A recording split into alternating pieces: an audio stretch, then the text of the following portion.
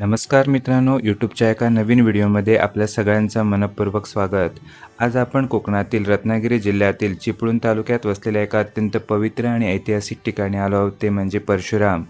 ही भूमी भारतीय पुराणकथांमधील भगवान परशुराम यांच्याशी थेट जोडलेली मानली जाते. आजच्या या व्हिडिओमध्ये आपण परशुराम मंदिर, विठ्ठल रुक्मिणी मंदिर आणि या परिसरातील ऐतिहासिक, धार्मिक आणि सांस्कृतिक महत्त्व विश्वसनीय संदर्भावर आधारित माहितीच्या स्वरूपात पाहणार आहोत. परशुराम मंदिर हे महाराष्ट्रातील रत्नागिरी जिल्ह्यातील चिपळूण शहराजवळ परशुराम गावात स्थित असलेले एक प्राचीन हिंदू मंदिर आहे. हे मंदिर चिपळूण बसस्थानकापासून सुमारे 7 किलोमीटर अंतरावरती आहे आणि हे मंदिर भगवान परशुराम यांना अर्पण केलेले असून ते भगवान विष्णूंचे 6वे अवतार मानले जातात. श्री क्षेत्र परशुराम म्हणून ओळखले जाणारे हे देवस्थान कोकणातील प्रमुख तीर्थक्षेत्रांपैकी एक आहे. पुराणकथेनुसार परशुरामाने कोकण भूमी निर्माण केली, त्यामुळे त्यांना कोकण प्रदेशाचे अधिष्ठाता देव मानले जाते.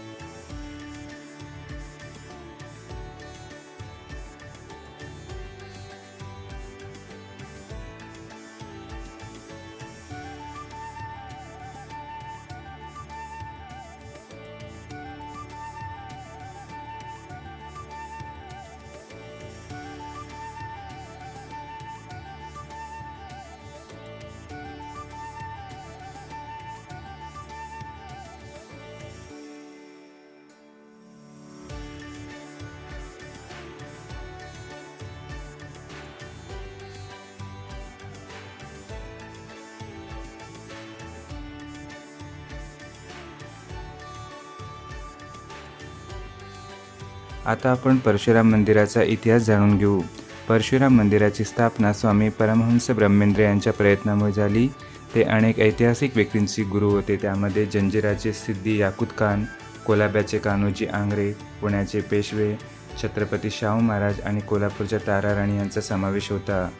इसवी सन 1700 सिद्धी रसूद याकुत खान यांनी मंदिर बांधकामासाठी आर्थिक मदत केली. स्वामी ब्रह्मेंद्रांनी येथे 3 मंदिरे, दीपमाल आणि भाविकांसाठी धर्मशाळा बांधल्या. कान्होजी आंग्रे यांनीही काही गावे इनाम म्हणून अर्पण केली. परशुराम मंदिराची पौराणिक कथा. श्री क्षेत्र परशुराम हे भगवान परशुरामांचे पवित्र निवासस्थान मानले जाते.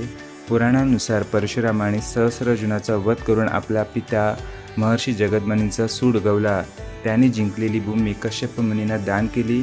दान दिलेल्या भूमीवर राहणे अयोग्य मानून त्यांनी अरबी समुद्रात बाण सोडून समुद्र मागे हटवला आणि कोकण प्रदेश पुन्हा प्राप्त केला. परशुरामाने महेंद्रगिरी पर्वत शिखर म्हणजे सध्याचे परशुराम गाव हे आपले निवासस्थान म्हणून निवडले. असे मानले जाते की भगवान परशुराम पहाटे दररोज हिमालयात तपश्चर्येत जातात आणि संध्याकाळी पुन्हा परशुराम मंदिरात परत येतात. या मंदिराचे व्यवस्थापन श्री देव भार्गवराम देवस्थान ट्रस्ट करते.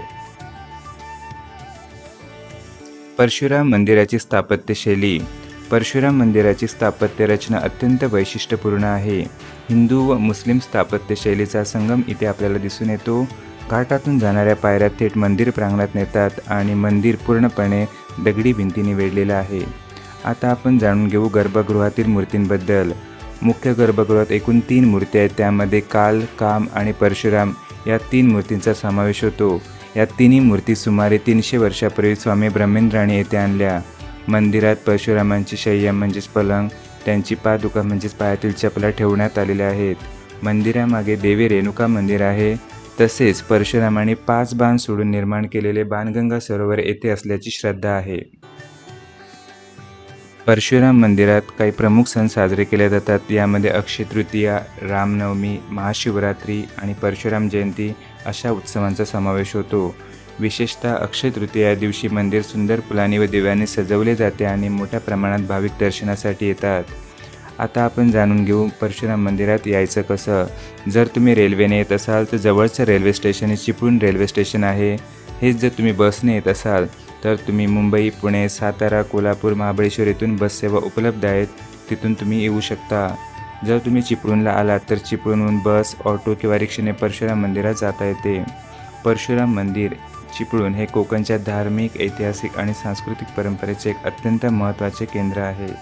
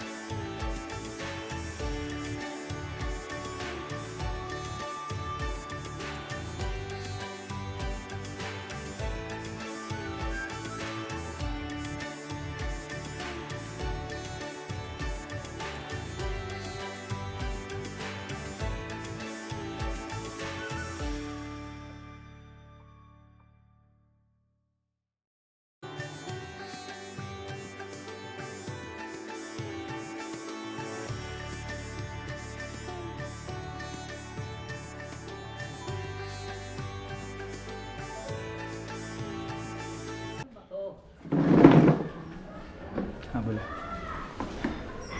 नमस्कार. अग्निहोत्र म्हणजे काय हे सांगते. त्या अग्निहोत्र म्हणजे सूर्योदय आणि सूर्यास्ताला 2 आहुती द्यायच्या.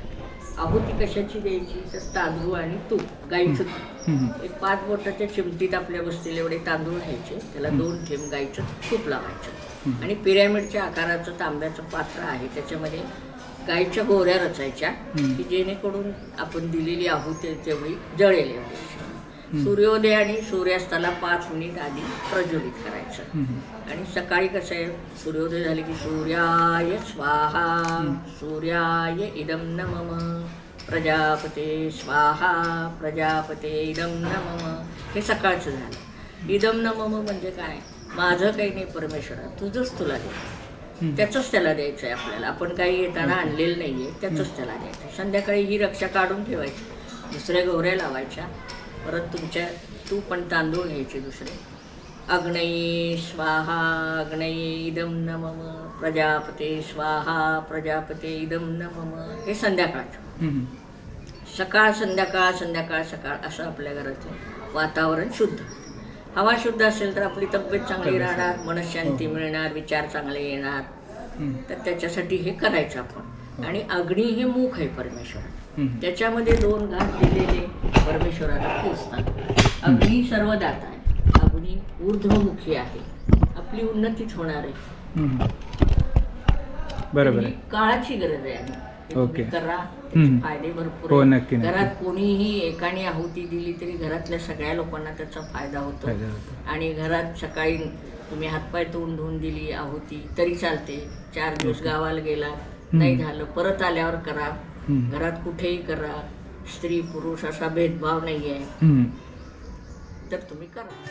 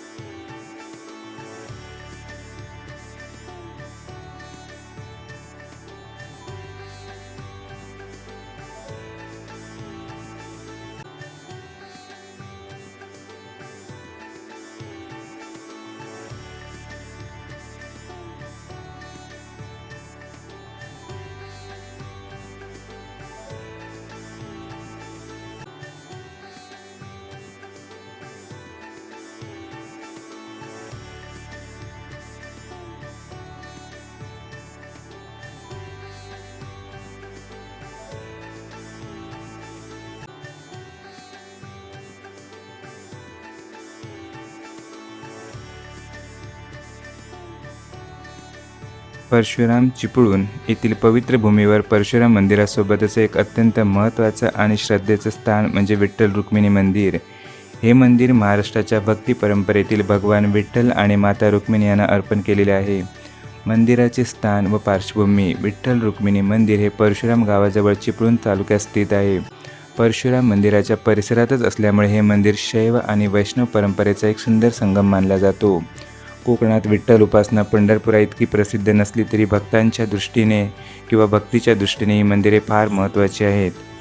भगवान विठ्ठल हे भगवान विष्णूंचेच रूप मानले जाते आणि महाराष्ट्रातील वारकरी संप्रदायाचे मुख्य आराध्य दैवत आहेत. माता रुक्मिणी या विठ्ठलांच्या पत्नी असून त्यांना करुणा, निष्ठा आणि भक्तीचे प्रतीक मानले जाते. या मंदिरात येणारे भक्त कुटुंबातील सुख, शांती, आरोग्य आणि मानसिक समाधानासाठी विठ्ठल रुक्मिणींची प्रार्थना करतात. उपलब्ध ऐतिहासिक नोंदीनुसार विठ्ठल रुक्मिणी मंदिर स्थानिक भक्ती परंपरेतून उभे राहिलेले मंदिर आहे. परशुराम परिसर धार्मिकदृष्ट्या महत्त्वाचा असल्याने येथे विविध संप्रदायाची मंदिरे स्थापन झाली. या मंदिरातून वारकरी परंपरा, भजन, अभंग आणि नामस्मरण कोकणात रुजायला मदत झाली. विठ्ठल रुक्मिणी मंदिराची रचना साधी, पारंपरिक आणि भक्तिभाव जपणारी आहे. मुख्य गर्भगृहात विठ्ठल आणि रुक्मिणीच्या मूर्ती आहेत. सभामंडप शांत आणि स्वच्छ परिसर. मूर्तीमध्ये विठ्ठल हात कमरेवर ठेवून उभे आहेत आणि रुक्मिणी त्यांच्या बाजूला उभे आहेत. ही मुद्रा पंढरपूरच्या विठंबाच्या परंपरेशी सुसंगत अशी आहे. उत्सव व परंपरा. या मंदिरात खालील सण विशेष श्रद्धेने साजरे केले जातात. यामध्ये एकादशी, आषाढी एकादशी, कार्तिक एकादशी, आषाढी वारी काळात विशेषतः पूजा, या काळात भजन, अभंग गायन आणि नामस्मरण होते. त्यामुळे मंदिरात एक भक्तिमय वातावरण निर्माण होण्यास मदत होते. विठ्ठल रुक्मिणी मंदिरात आल्यावर भक्तांना शांत, साधं आणि भावनात्मक समाधान देणारं वातावरण अनुभवायला मिळतं. हे मंदिर मोठ्या तीर्थक्षेत्रांसारखं गजबजलेलं नसून भक्तांना निवांतपणे दर्शन आणि प्रार्थना करता येईल असं आहे. विठ्ठल रुक्मिणी मंदिर चिपळूण हे केवळ मंदिर नसून कोकणातील वैष्णव भक्ती परंपरेचा एक महत्त्वाचा भाग आहे. त्यामुळे तुम्ही कधी परशुराम मंदिरात भेट देत असाल तर या मंदिराचं नक्कीच दर्शन घ्या.